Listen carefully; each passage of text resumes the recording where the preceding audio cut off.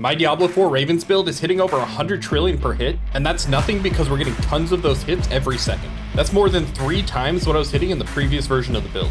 Not only is the damage insane, but this is one of the most fluid and comfortable builds you'll play on. You can run through maps full speed without ever stopping to cast. And not only do you have a large AoE that's killing enemies, but the AoE stays on the ground for a couple seconds and continues to kill enemies in the area. This makes it extremely effective for things like Infernal Hordes, but it's equally good in all content.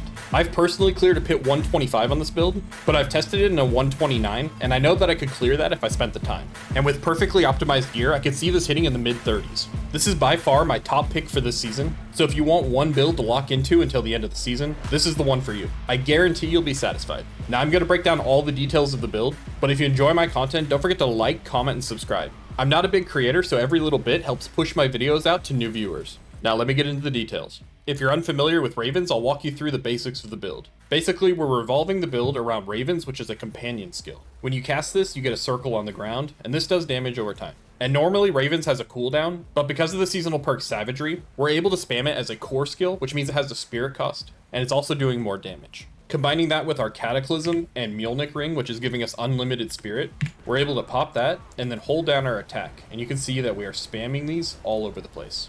So it's very easy to keep the entire screen covered in these attacks, which means nothing will survive. But this is not a one-button build. We are actually using our other abilities. For example, we're using our Earth Spike, which can be a way to get spirit in situations in case you have your ult on cooldown, which shouldn't happen, and I'll cover that later. But the main purpose of the Earth Spike is to activate an additional passive for a Gathlin's Birthright. That's going to be the Earth and Might passive, which I'll show you later. Also, because of another chaos perk called Wild Transformations, we're using our Maul in order to trigger our Debilitating Roar, which if you don't know is a defensive ability that gives us damage reduction and increases our damage, which is quite nice. We're also using Blood Howl, and this is actually proccing itself, so it's not really that important other than the fact that it's giving us the 20% damage that Blood Howl gives from this passive. We are also getting the additional passives in our skill tree that we get from Blood Howl and Debilitating Roar. And then I keep Wolves on the bar just to give us some extra damage, and this one is optionally swapped for Earth and Bulwark, which can prevent CC, and I'll talk about that here in a bit. For our other chaos perks, we're going with Purge the Infected, which is giving us guaranteed critical strikes,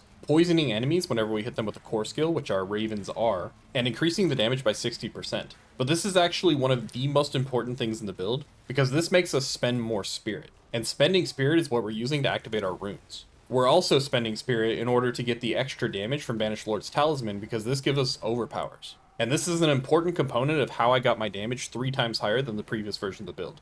And I'll talk about that here in a bit when I get to the gear. And for the last chaos perk I haven't mentioned yet, we're using Overabundance, which is a 300% damage multiplier, as long as we're building up spirit. So we may have unlimited spirit, but we still need to generate enough spirit to keep this at max. And we're going to accomplish that with a spirit boon, which I'll show you when we get to those. Now there's a lot more that goes into the build and actually getting it to come online, but I'm going to cover it anyways when I'm going through the gear, so I'm just going to go straight through it. So first off, we've got the Gathlin's Birthright, and this one has some nice affixes on it, but the main purpose of this is for the passive. Whenever we deal critical strikes with any nature magic skills, which our Ravens are, and we also get that from our Cataclysm, for example, we're going to stack up these stacks, and once we get enough of them, we're going to activate additional Keystone passives. So if we look at our Keystone passives, we're going to be activating Perfect Storm whenever this triggers, and this one we get by default, because our Ravens are going to be Storm skills. However, we also get Earth and Might, but this one doesn't activate automatically. This one requires damaging enemies with a Earth skill and getting a lucky hit proc. Now, if you were not me, you would have a really good chance to get a lucky hit chance,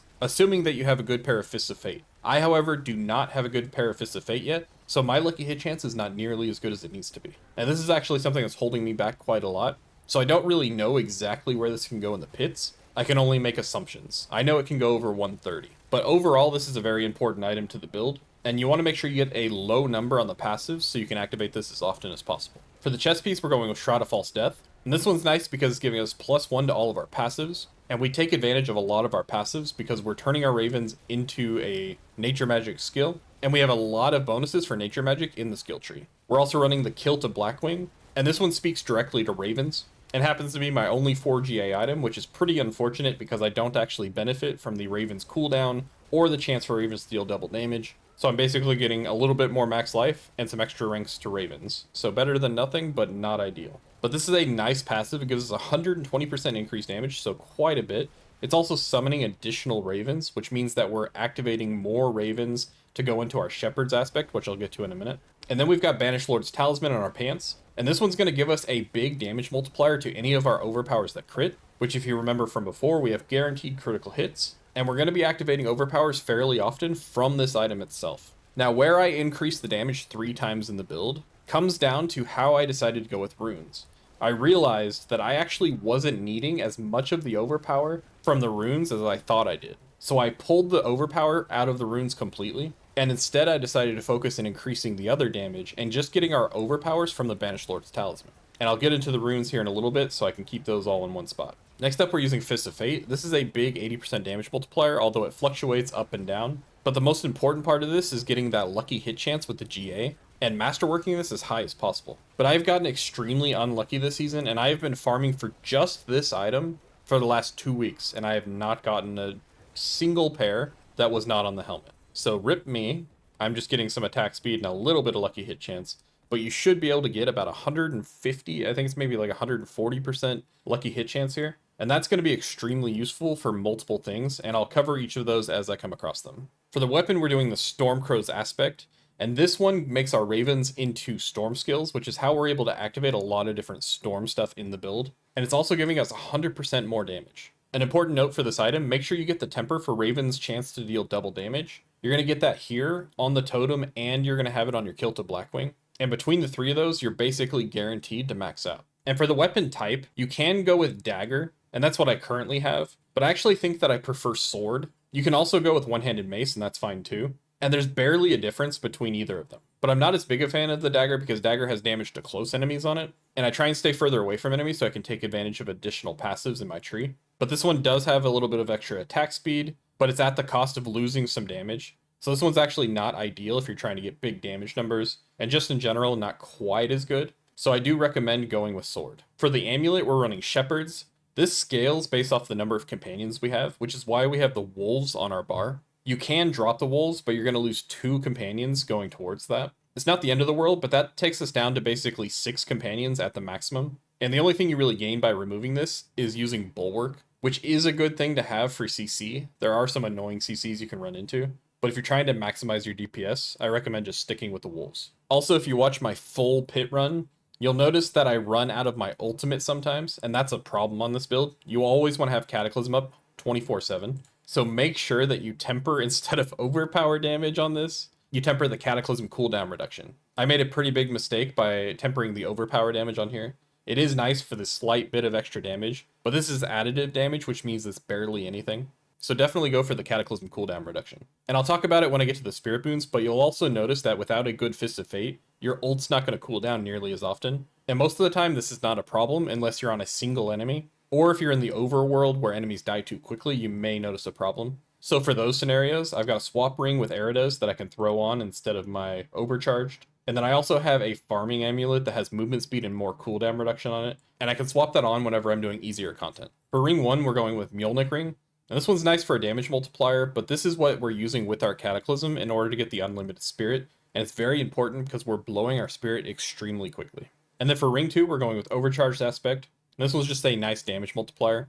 You do have to stack it up, but it's our best multiplier, so definitely worth using. And then for our offhand, we're going with Retaliation, just another damage multiplier. And you can get more cooldown reduction here, which is pretty useful, especially if you don't have good stuff in other spots. Now for the rune setup I was talking about, we're going with Ahu Se. And this one we're just using to keep our wolf companions as maxed as possible. And actually I misspoke earlier. If you remove these wolves, we still have plenty coming from this. So actually the Bulwark is probably the better recommended one. So I'm going to update the planner to have the Bulwark instead of the wolves. And then for our other runes, we're going with Pock Cox. This one is making it to where when we spend spirit, we're going to spend spirit again and get damage from that spirit. And this one is part of why it's very useful for us to burn as much spirit as possible with the Purge the Infected. For our other gems, we're doing sapphires on the armor. And I actually have ruby in my weapons, but I prefer emerald here. The reason for that is the ruby is 90% and the emeralds are 72%.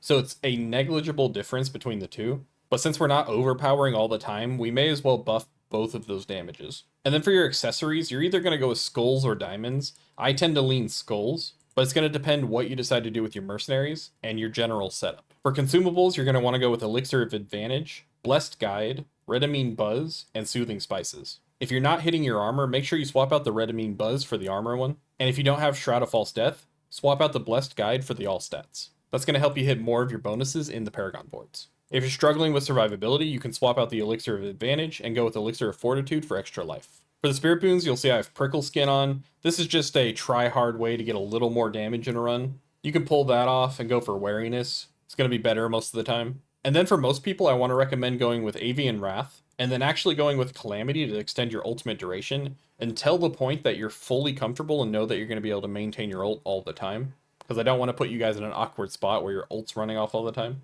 And then we're using Energize for that Overabundance Chaos perk that we talked about. But if you do get comfortable with your build to where you can keep your ultimate up, you can move the Calamity and go for swooping attacks for the attack speed, or more survivability from Iron Feather. And then our final Spirit Boon is the most important one, Calm Before the Storm. This is what makes your ultimate get its cooldown very quickly. Especially if you have high lucky hit chance from your Fists of Fate, this is going to be happening all the time. And this is one of the biggest issues of why my build is still struggling for me personally, because my Fist of Fate is pretty low lucky hit chance. But you can see I can still clear a pit 125, so it's not necessary, but it's definitely more comfortable, especially if you didn't derp and put your tempers in the wrong spot. For the skill tree, I split my basic skills into Maul and Earth Spike. Previously, I was using Pulverize instead of Maul, and that was to trigger the Debilitating Roar with the Chaos perk. But I figured we're spending 2 points here anyway, so we may as well just do that. Then we're maxing out Wild Impulses to get as much damage as possible, and this also increases our spirit costs, which is beneficial for us. Now this is a little awkward because I do want to recommend you guys take Earthen Bulwark instead of the Wolves,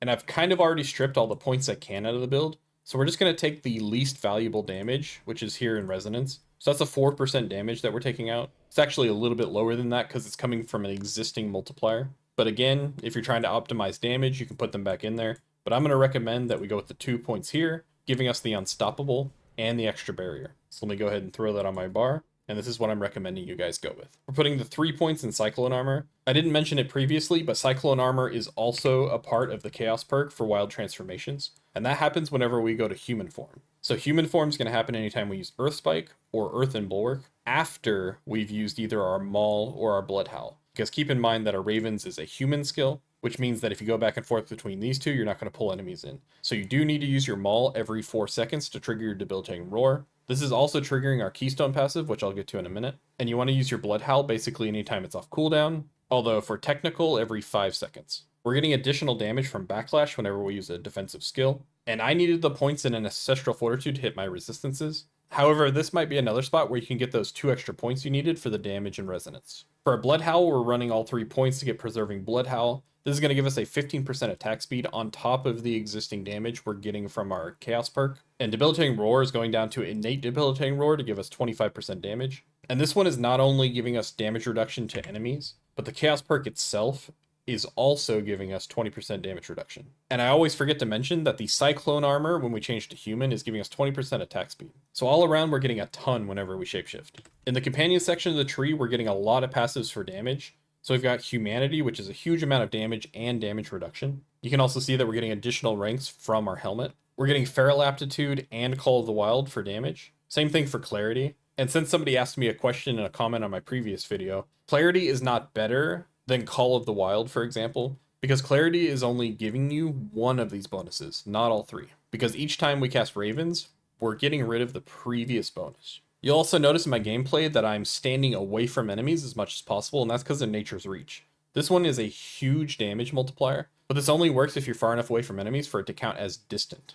And then obviously we're maxing out our Ravens for as much damage as possible. I actually only have 16 ranks here, which is kind of on the lower end. I definitely need to optimize my ranks on my gear. And then we're going with both additional points to get the additional Ravens. That's going to be good for our passive from Shepherds. Then our Wrath part of the tree, we're going to be going up through Endless Tempest to get a little more duration on our ultimate. Bad Omen, which you want to max out. I actually don't have mine maxed out here because my lucky hit chance on my Fist of Fate is so low. But the reason you want this maxed out is because the more of these that hit, the more spirit you're spending from your Purge the Infected, because each hit is going to be a guaranteed critical strike, and that guaranteed critical strike is going to spend more spirit. And just a reminder, spending spirit is good because we're triggering our Banished Lord's Talisman overpowers and our runes from that. We're also running Electric Shock. We do lightning damage with our Ravens. So this is a big damage multiplier whenever enemies are immobilized. We're maxing out in Venom for as much damage as possible. And the same thing goes for Defiance, Natural Disaster, which only works when enemies are CC'd, so basically stunned, immobilized, or knocked back, which we do a lot of,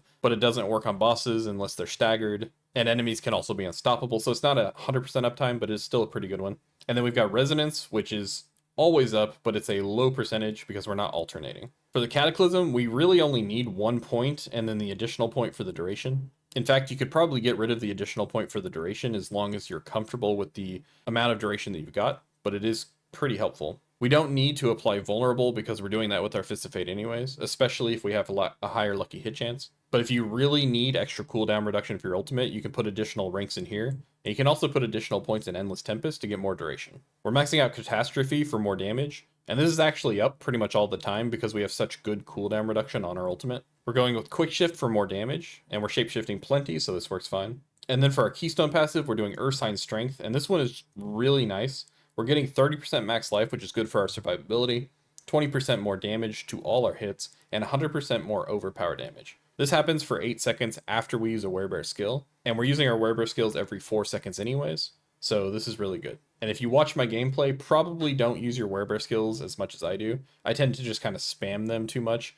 You really want to make sure that you're actually holding down your Ravens and doing as much damage as possible, and only using your Werebear and your Werewolf skills when you need to, which is every few seconds. And of course, clicking with your Earth Spike every once in a while to trigger your Earth and Might, because that's basically doubling your damage. For the Paragon boards, we're starting with Keeper on the first board. From there, we're moving up and we're attaching our Heightened Malice board. And here we're going with the Spirit Glyph. To the left from there, we're attaching our Ancestral Guidance board. And this is another spot where we're spending Spirit in order to get a bonus. But we're doing this one so easily that it doesn't actually matter if we spend that much. But still useful and synergizes. And then here we're going with the Human Glyph. Then we're moving down. We're attaching our Thunderstruck board. On this board, we're doing Earth and Sky. Then we're moving to the left, and our final board is going to be the Untamed board. And here we're running the Dominate Glyph. Make sure you click on the link under the video and go to the mid-game tab if you want to look for one that has less points used than this. I've got the Endgame tab, which basically has more than this, and the mid-game should have about 200 out of 300. So definitely a lot more reasonable. Because experience doesn't really slow down until you're getting closer to like the mid-250s. For Mercenaries, I prefer Rahir with the all resistance and the extra damage, and then Varyana for the extra attack speed. I'm probably going to play around on this a bit more and try and get those Fists of Fate so I can actually see where it can go to. But it's a bit of an effort and futility for me at this point. But hopefully you guys have better luck than I do. And let me know in the Discord if you guys happen to push higher than I have. I've got the Season 11 PTR coming soon, so I'm probably going to be doing that quite a bit. But if you guys have any more suggestions for builds that you want me to hit as soon as possible, let me know. Drop me a like, comment, and subscribe. And thanks for watching. I'll see you guys in my next video. Daddy Druid out. Subscribe to Scream Heart. He's more than an old fart. He makes lots of fun builds. I promise his streams chill. He should probably be faster. Come watch this disaster.